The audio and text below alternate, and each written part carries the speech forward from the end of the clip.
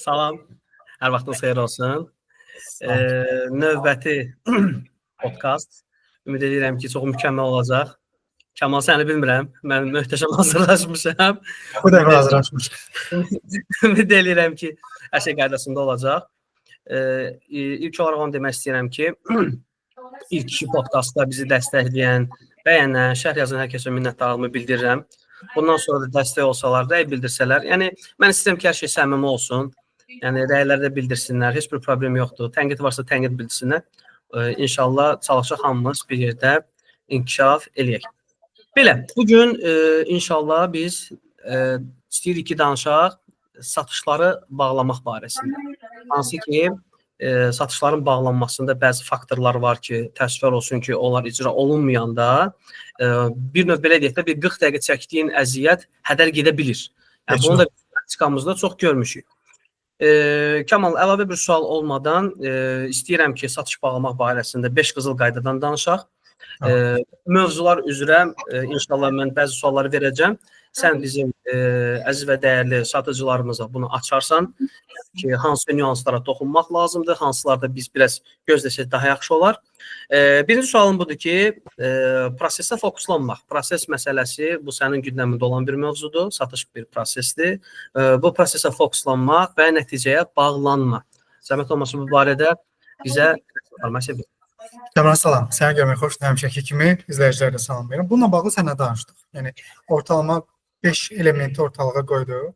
Doğrudan da bunların birincisi mənim üçün və sənin üçün də hansı ki ortaqlaşa qərar verdik. Doğrudan da nəticədən qopa bilməkdir. Yəni satışın bağlanması onsuz da, yəni prosesin satış adlanması üçün satış olmalıdır sonda. Onu hamı bilir. Amma bu bizim niyyətimizdə olanda ki, mən bu müştəri ilə danışmalıyam, mən buna nəsə təqdim eləməliyəm. Sırf ona görə ki, satım. Yəni nəticə yönümlü düşünəndə inan ki, sən də bunu bilirsən, mən də bilirəm. Bizim sözümüz, bədən dilimiz, səs tonumuz artıq o nəticəyə qulluq eləyir. Müştəri də onu hiss eləyir. İyisi gəlir ki, bu adam elə bir ki, məni sıxır, sırf satsın, canını qutarsın deyə. Ona görə mənim tövsiyəm odur ki, prosesi köklənmək lazım. Yəni, bəlkə də bir şablon səslənir, amma doğrudan da prosesə köklənəndə, mən bugün Kamranla danışıram, biz podkastı çəkirik. Sonda nə olacaq mənə maraqlı deyil. Mən bugün Kamranla danışıram, zövq alıram bu mövzudan, Kamrandan zövq alıram. Qutardı getdi, nəticə onsuz da qaçınılmazdır. Əgər ki, biz bu işi keyfiyyətli görə bilsək, satış işinin prosesi. Yəni, bununla bağlı sənə danışdıq. Sən də fikirləşsən, yoxsa o mövzuda? Yəni, dediyindən belə bir nəticə çıxır ki, yəni əziz və dəyərli satıcılar, satış adamları, yəni prosesin özünə fokuslanmaq elə sən normal qaydasında bütün icraatları eləsən, zaten satış bağlanacaq. Yox, sən əgər prosesi bir kənara qoyub, uydaman 5.000, 6.000, 7.000, tez elə, bədən dili təlaşlanır və istər-istəməz sən özünü ələ verirsən ki, nə oldu, al da mən əziyyətlə falan, bəsmən və təəssüf olsun ki, sonda da ya bədən dili səni ələ verir və yaxud da ki, həyəcandan ola bilər ki, hər hansısa artıq əski bir sözü deyə bilərsən və burada qırılmalar baş verə bilər. Yəni, bizim satışın bağlanmasına dair birinci məsləhətimiz budur ki, yəni sənin də dediyin kimi, biz prosesin özünə fokuslanmalıyıq. Fokuslanandan sonra, indi biz növbəti mərhələdə də danışacağız da, burada sual falan bəsmən. Ondan sonra isə çox səbirli, sakit, heç də emosional təqdimat olmaq lazımdır. Yəni, sona doğru emosionallıq səni ələ verir. Ondan sonra isə inşallah, normal qaydasında satışın da bağlanması inşallah ki, müsbət sonluqla bitəcək. Sən demişdin, buna Kəmal. Üzr istəyirəm, sən demişdin o gün sənə hazırlaşanda ki, desən hansı bir iş yoldaşın idi ki, o hər şey belə 6 saat təqdimat. Bəli, bizdə misal üçün biz optimalda işləyəndə bizdə bir satıcı var idi. Mən onda kriz mütəxəssis işləyirdim. Yəni adam şişirtməsiz deyirəm, 6 saat yarım müştəri ilə fikir mübadiləsi apardı. Əlində kağız, qələm yazma. Təbii ki, bu lazım deyil. Mən deyə bilmərəm o təcrübəsizdir, təcrübədə. Adam təcrübəli satıcılar. Prosta indi ola bilər onun metodu budur ki, proses uzanıb da. Amma yəni, o prosesin sonunda əldə olan dəftər qələmlə yazdığı məhsulların içərisində cəmi bir məhsulu yazmamışdı. Müştəri ona bircə kəlmə dedi ki, bizdə alınmadı. Və çıxdı getdi. Yəni, adamın yediyi boğazında qaldı. 6 saat yarım vaxt getsin. Yəni bu biraz əslində biraz Müştəri də normal müştəri olmuyor. Biz ki, mən sənə bir söz deyim, mən deyərəm ki, bu gələcək satışları üçün də biraz mənfi dezavantaj yaradır. Adam istər-istəməz biraz təkərə düşür. O sənə deyirdim, həmişə satıcılar böyük məbləğlər görəndə əksəriyyəti qorxur, çəkinir, ay Allah birdən yekunlaşdıra bilmərəm. Mən bunu çox görmüşəm. Adam gəlib deyir ki, ay müəllim, geclik olur, 10 min, 15 min. Yəni qorxur ki, adi elementar bir səhv, müştəri var, güzəşt eləyir qardaş. Müştəri var, zərrə də güzəşt eləmir. Hə, bu biraz gəlir. Ona görə də tələsməyək, təlaşlanmayaq. Biz düzgün icraat eləmişiksə, zaten satış özü özlüyündə necək müsbət sonluqla yekunlaşacaq. İkinci bir sualım, ikinci qızıl qayda. Biz həmişə danışanda deyirik ki, düzgün sualların verilməsi. Yəni biz hansı formada, mənim sənə sualım budur ki, sual verməliyik ki, bu bizi nəticəyə daha çox yaxınlaşdırsın və biz satışı fonda da ən düzgün sualla yekunlaşdıraq. Bu barədə biraz informasiya versən bizə çox əla olar. Sual məsələsi Kamran, bu sən də bilirsən, sual biraz çox geniş məsələdir. Onunla bağlı, yəni sualın mənim üçün növləri var, hansı ki ardıcıl verəndə daha belə axıcı gedir dialoq. Amma burada o ikinci punkt ki var, düzgün sualların verilməsi. Burada mənim nəzərdə tutduğum və mənim gördüyüm və müşahidə etdiyim, hətta burada da həm Azərbaycanda, həm Dubayda fərqi yoxdur, satışın özündə. İnsanlarda qəribə bir şey var. Biz sualları veririk. Ona follow-up sualı deyilir də. Məsələn, deyək ki, sənə sual verirəm ki, siz hansı modeldən istifadə edirsiniz telefonda? Sən gəlmişsən mənə iPhone al. Deyirsən ki, Samsung. Hə, mən sənə ikinci sual verən deyiləm ki, oldu, siz kredit götürmək istəyirsiniz, yoxsa nə? Məsələn, şərti olaraq deyirəm də, Samsung istifadə edirsiniz. İkinci, onun ardı olaraq sual verilə bilər ki, Samsung kifayət qədər yaxşı telefondur və nə yaxşı, yəni yeni telefon alma niyyətinə gəlmişsiniz və yaxud da başqa model axtarırsınız. Yəni cavabından yola çıxıb başqa bir sual vermək, bunun əslində məqsədi odur ki, biz bilirik bu adam Samsungdan iPhone niyə keçir. Yəni təxmin etmək olar. Sadəcə məqsəd odur ki, müştəridə maraq yaranır ki, yəni Kamala satıcı olaraq maraq göstərir. Məni eşitdi və maraqlanır. Bu psixoloji bir faktor. Yəni mən burada da gördüyüm odur ki, insanlar sualları arda-arda elə verirlər ki, sanki anket doldurur. Və qarşı tərəfdə çox təəssüf olsun ki, bunun elə bir ki, o süyniliyini hiss eləyir ki, hətta bu adam bir sualları bir verib qutarmaq istəyir. I have a couple of questions. Bu qutardı, getdi. Bu diyaloq deyil. Yəni, özü sənin keysində daha çox doğru. Mən elə gəlir. Mağaza keysində insanlara sual verməklə var. Əla. Təbii ki, bir dənə nüansı da əlavə edeyim ki, ümumiyyətlə mən belə düşünürəm ki, birincisi sual vermək əslində çox olmamalıdır.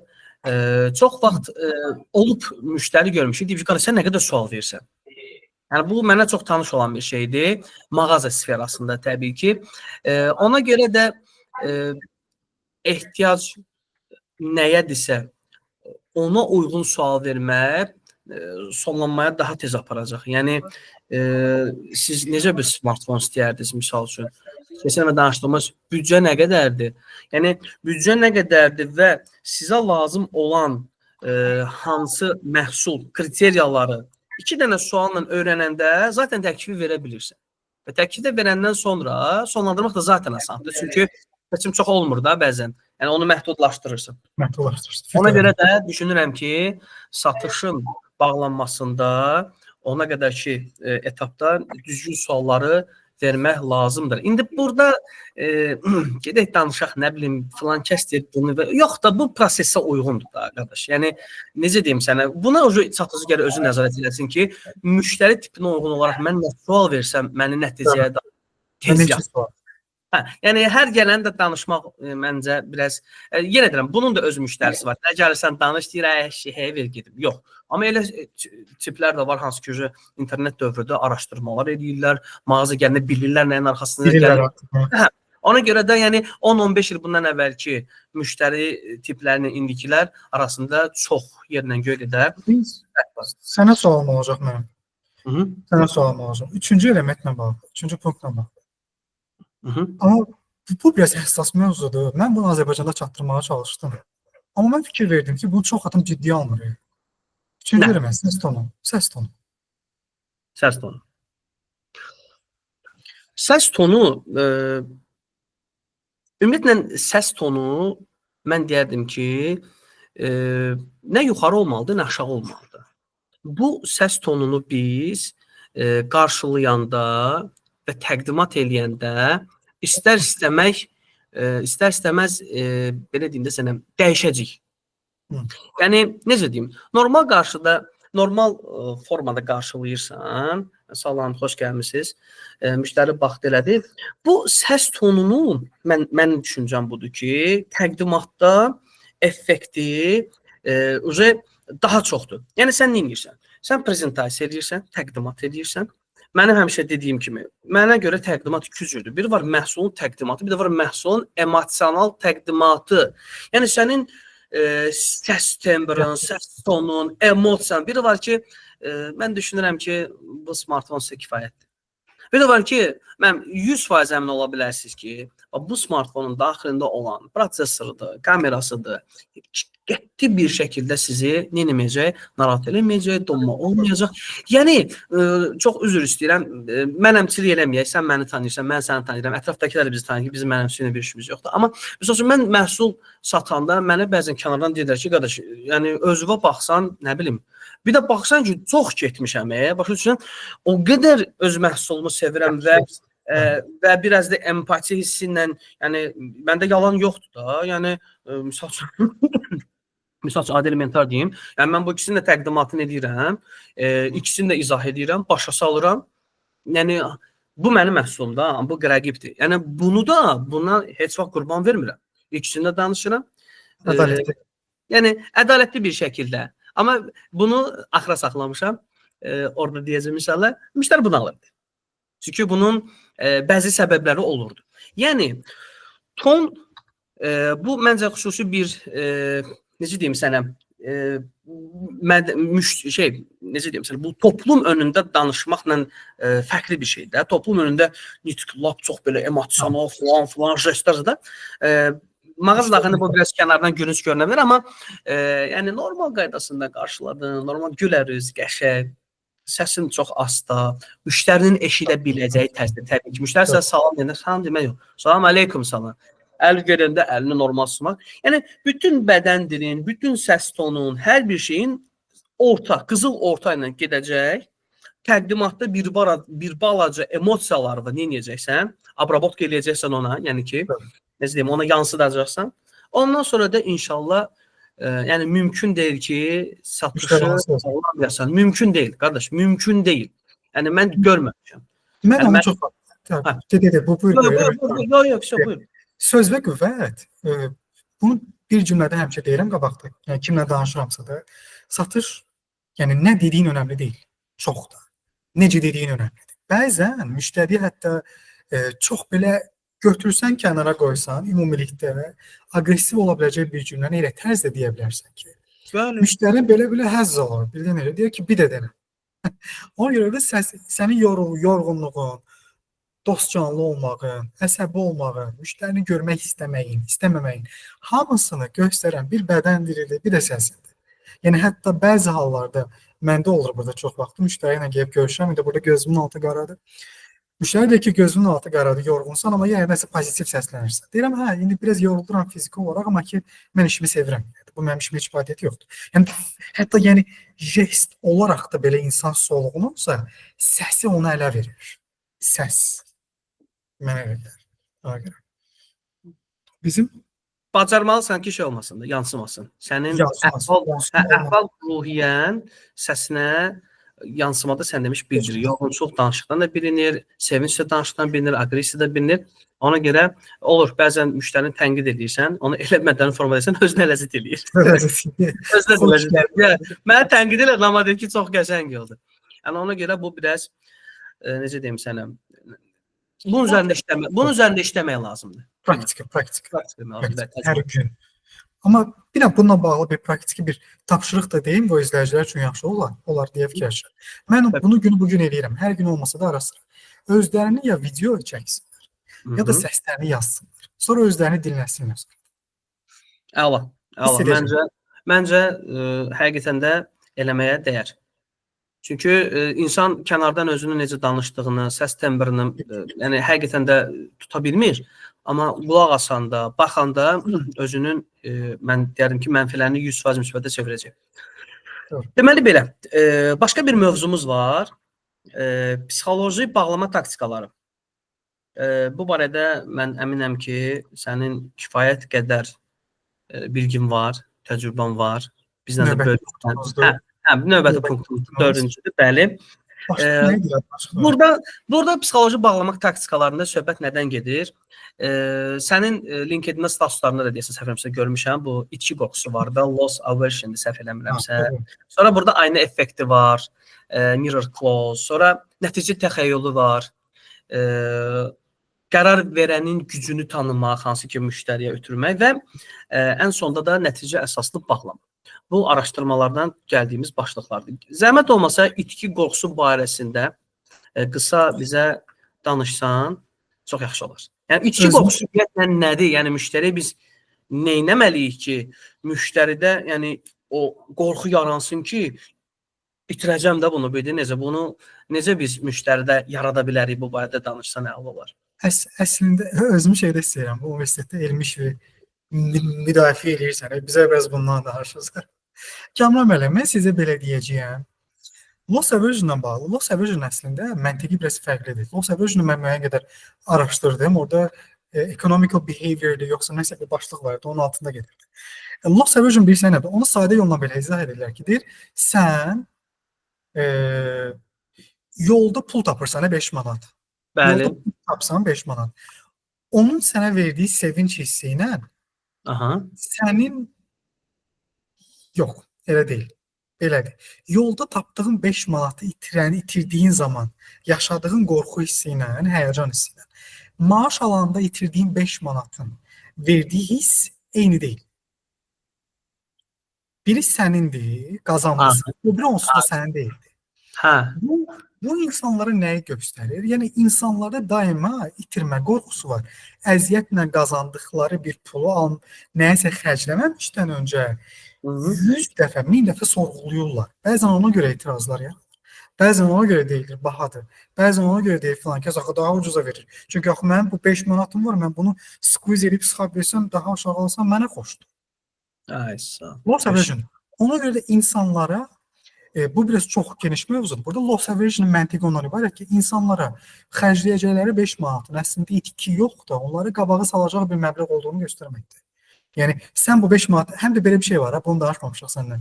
Mən bu doğrudan da inanıram ki, satış win-win üzərindən qurulmur. Satış win, sən, mən satıcı olaraq windir. Amma müştəri orada 2 qat, 3 qat win qazandığını hiss eləməlidir. Ki, yəni mən əslində bax, bu 10 manat idi, mən bunu 5 manata qopardım. O 2 qat daha çox udduğunu hiss eləmədən bəzən almır. Ona görə də onu o hissi yaratmaq lazımdır ki, 5 manat. Təkrar geri gəlməsi üçün bu vacibdir. Yes. Loss aversion mənim üçün ona görə oldu. Aynalama taktikasına inanmıram Kamran. Sonra? İnanmıram. Aynalamağa inanmıram. Yəni həqiqətən inanmıram. O nəsə bir psixoloji bir şeydir. Çünki mən bir neçə ay psixoloji bir mərkəzdə işlədim.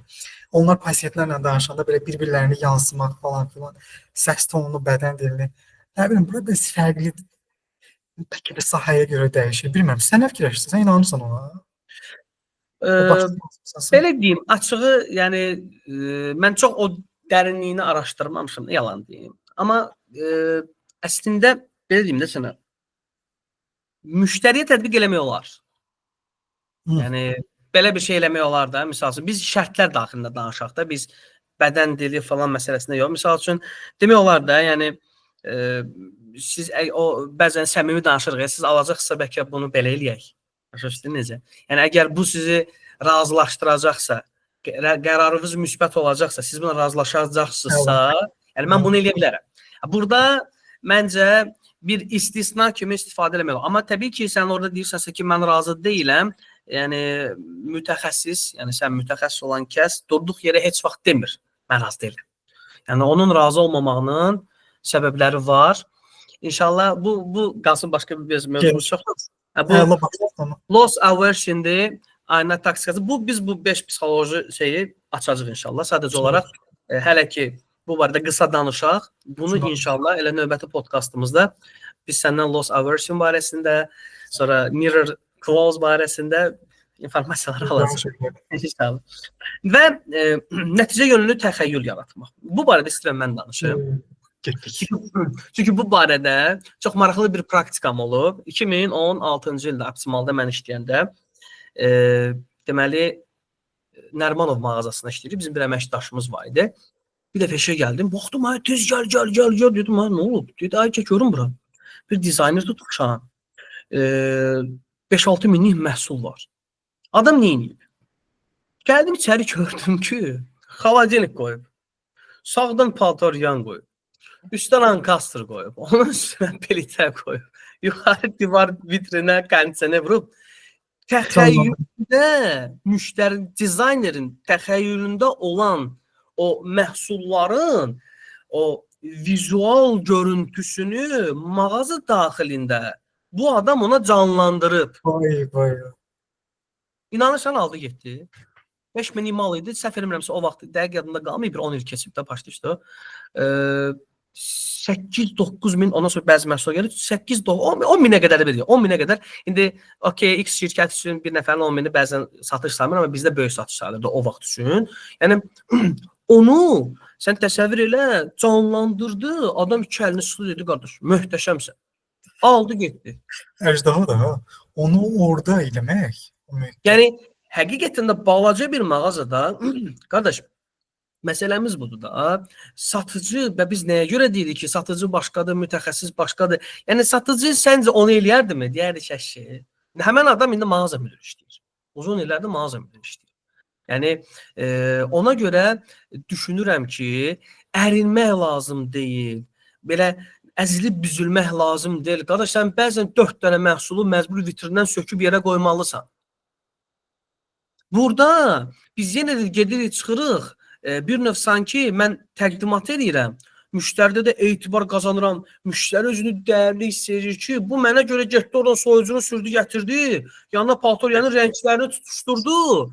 Bu məndə çox bir xoşdur. Yəni özünü dəyərli hiss edir də. Yəni sən ona vaxtını da satırsan, etibarını da satırsan, nə bilim məhsulu da satırsan. Hər şeydə bu adam səni özünü ideal görür və bundan sonra da mən 100% əminəm ki, hara getsə də gözü Kamal axtarır, Kamal axtarır, Elvin axtarır və s.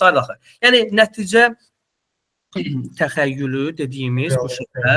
Yəni biz müştərinin istəyinə uyğun deyərdim ki, bunu edə bilərik. Mağaza daxilində yəni bu çox bəsitdir. B2B-də biraz ola bilər fərqli olsun. İşim yoxdur, məhsullardan asılı olaraq. Amma mağazadakı, mən misal üçün məişət sertifikasında işləyirəm, biz bunu eləyə bilərik. Və burada bir başqa bir punktumuz da var. Qərar vermənin gücü. Qərar vermə. Yəni biz bunu çox açmaq istəmirəm. Burada çox əsaslı bir şey yoxdur. Sadəcə olaraq satış adamı olaraq, satıcı olaraq, yəni hər nə X bir şey. Biz qərar vermənin müştəridə olduğunu ona nə etməliyik? Hiss elətdirməliyik. Halbuki qərar ondadır. Çox vaxt satıcıda müdaxilə edir. Axırca bu ortaya bölünür. Yəni o qərar vermək itir də. Satıcı misal üçün o qədər özünü inandırır ki, bu qərar vermişdi ki, misal üçün Samsung alacaq, getdi aldı misal üçün LG. Necə oldu? Ona görə də məncə ünsiyyət münasibətlərində biz müştərinin həmişə özünü dəyərli hiss eləməsini nə etməliyik? Ona hiss elətdirməliyik. Qərar vermənin onda olduğunu ona nə etməliyik? Hiss elətdirməliyik.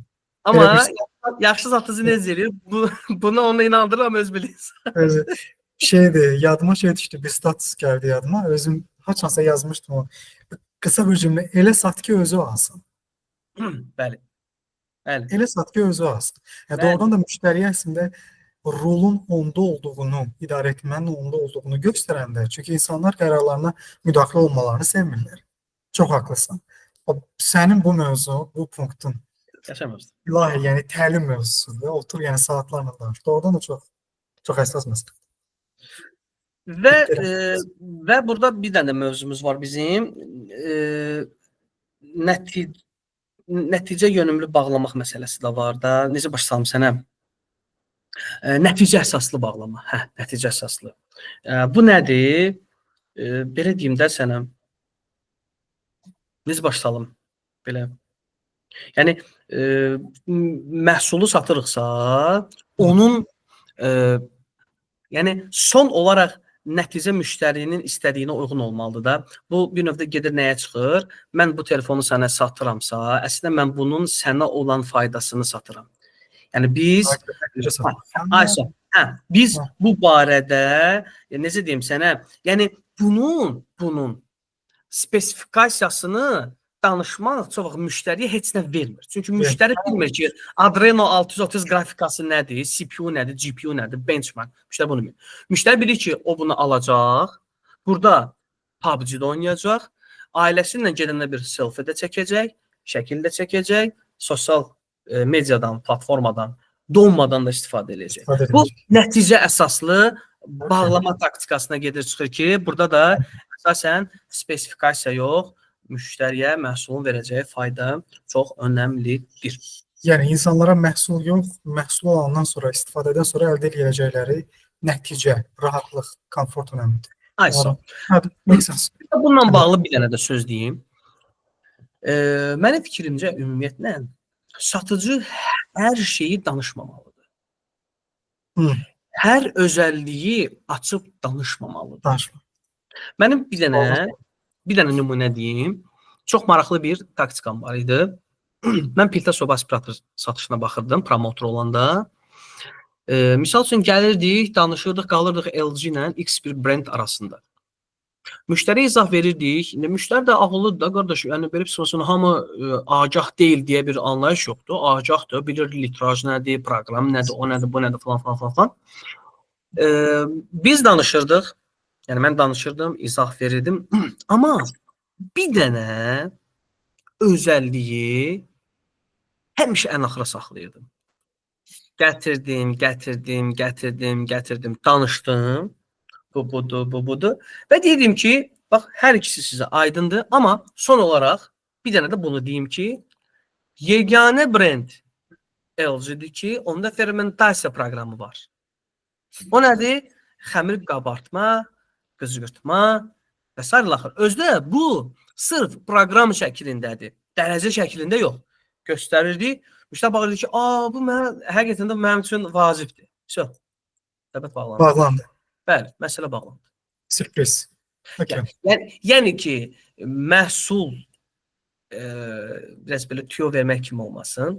Yəni satmaq istədiyiniz məhsulun özəlliklərini, rəqib məhsula qarşı özəlliklərini mükəmməl bilməlisən.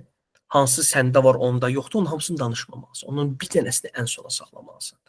Ən sonda müqayisənin kulminasiya nöqtəsində açırsan desən ki, bu bunda var, bunda yoxdur. İnan deyirəm, sanki o sənə o qədər belə həvəslə qulaqsız, pika qaldır. Axı üzü çepi axtarır ki, hansına quş qoyum, deyirsən ki, bunda var, bunda yoxdur. Qardaş, bunu da ver. Mən dəfələrlə görmüşəm, bunu da ver. İzah ehtiyacı yoxdur. Heç nə danışmırsan. İnan ki, heç nə danışmırsan. Susursan, müştəri ki, bunu yaz. Yazırsan, versən, çıxır gedir. Yəni, sona həmişə bir dənə güllə saxlamaq lazım. O güllə çox vacibdir. Çox vacibdir. Sənin bu barədə bir sözün var mı ümumiyyətlə? Yox, bununla bağlı sözüm yox. Əslində sən deyirsən, mənim beynimdə canlanır. Mən bunu şüurlu şəkildə eləməmişəm. Yalandan durum sənə deyim ki, Kamran, mən bu taktik olaraq həmişə belə yox. O dəfə yadıma gəlib bir müştəri mənə zəng eləyib. Bunların yay ayında çox böyük bir qrup olacaq. Yəni söhbət burada 300-400 nəfərdən gedir də və bunların zala ehtiyacı var. Bizdə də 2 otel var, 2 otelin də zalı var, Allah'a şükür. Bunlar bir dənə burada bir otel var, Hilton Al-Haptur deyəsən. Onların deyəsən zalı yox idi. Qayıtdı elə bir ki, bu sizdə var, bu sizdə var, bu var, amma onlarda zal yoxdur, sizdə var. Elə bir ki, biz orada artıq elə bir-iki addım önə keçdik də. Elə bir hər şey normal gedir, otaqlar normaldır, restoran, yemək, səviyyə, xidmət, qlobal brend, amma Kamal onlarda şey yoxdur. Mən deyəm, ay müəllim, onlarda şey yox, zal yoxdur. Orada qutardır, qırılma nöqtəsidir. Haptur siyahıdan çıxdı avtomatik olaraq. Toparlamaq da çətin olur, sonra çox çətin. Ona görə də sən, amma yox, bax, bu mənim ağlıma çox batdı. Yox, həqiqətən mənim ağlıma çox batdı. Yaşadım bunu, bax. Yaşadım bunu. Yox, bunu şüurlu şəkildə. Məncə, abi, məsələ belə bir şey deyəcəm, Kamran. satışda doğrudan da strategiyaları şuurlu şəkildə istifadə edəndə insan zövq alır. Şuurlu şəkildə. Çünki bilirsən axı nə edirsən. Hə, Biri var idarə- ki, Hı. biri var ki, sən bilmədən bir şey deyirsən. Sonradan yadlaşıyorsun ki, oy da qardaş, mən promotor işləyəndə axırıncı mövzumuz budur. Satış zəka işidir. Zəkanın incə toxunuşları var. Strategiyası var. Bu arada bir kitab oxuyuram. Buradan salam olsun. Məhəmməd mənə hədiyyə elədi onu. Strategiya haqqında bir kitabdır. Hə. Orada sən ümumiyyətlə bir satış mütəxəssisi olaraq bütün strategiyan həmişə hazır olmalıdır. Sadəcə adlar dəyişir və rollar dəyişir. Bu sənin bir strategiyandır. Yəni, misal üçün, mən danışıram axı, danışdıqca görürəm ki, bu adam, misal üçün, xəmir falan, bu kimi şeylərə meylidir, bu mətbəx adamıdır. Yəni, bunun işini nə edəcək? Üngürləşdirəcək. Ona görə də mən o gülləni saxlayıram, ucu tutmuşam damarı. Və ən sonunda nöqtəni qoyanda baxırsan ki, nə oldu? Yəni, bizim izləyəcəklə bu videonu bəlkə bilmirəm, xoşlarına gəlir gəlməz. Bizim LC əməkdaşları bilirdi ki, mənə dedilər ki, King Built-in, Built-inin kralı dedilər. Yəni, bu strategiyalar mənim bir ay vaxtımı apardı ki, mən oturum fikirləşim ki, hansı formada sata bilərəm, hansı formada eləyə bilərəm. İnan sənə adi elementar bir satış deyim. Bir müştəri yaxınlaşmışdı, bu mövzudan kənardır. Müştəri yaxınlaşdı, mən buna məhsulları seçdik, soyuducu, filan. Ən sonunda gəldi, keçdi mənim tərəfimə.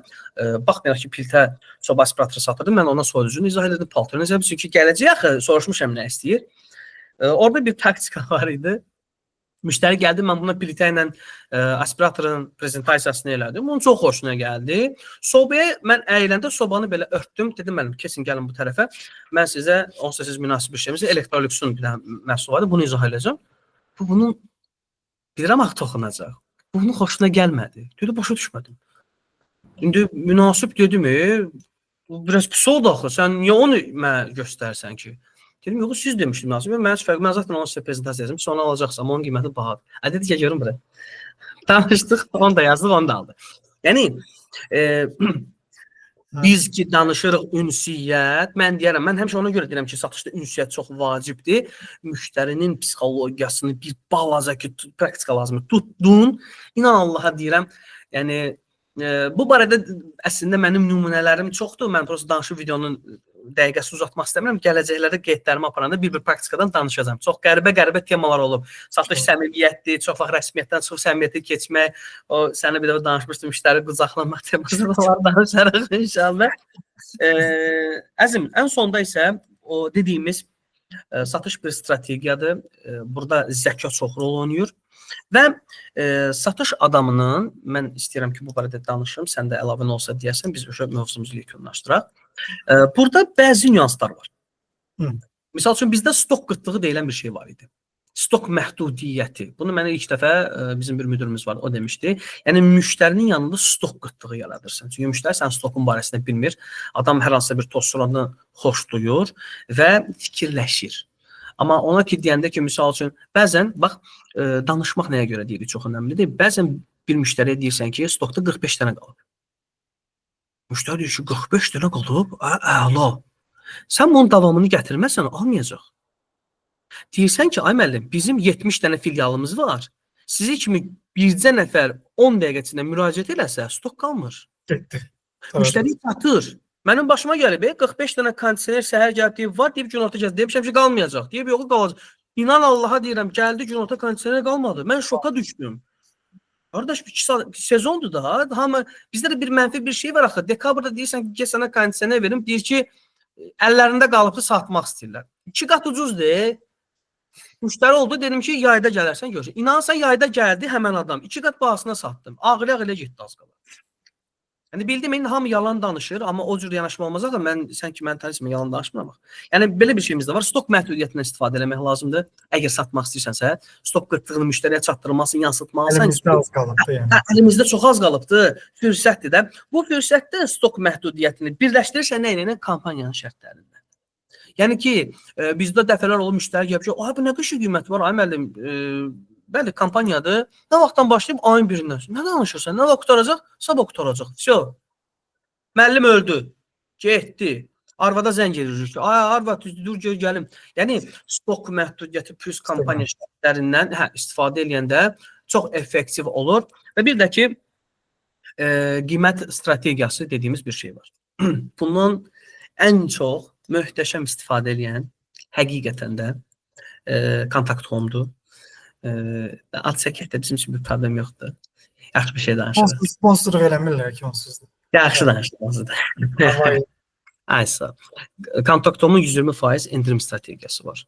Satıcının əlində inanılmaz dərəcədə böyük bir kozurdur.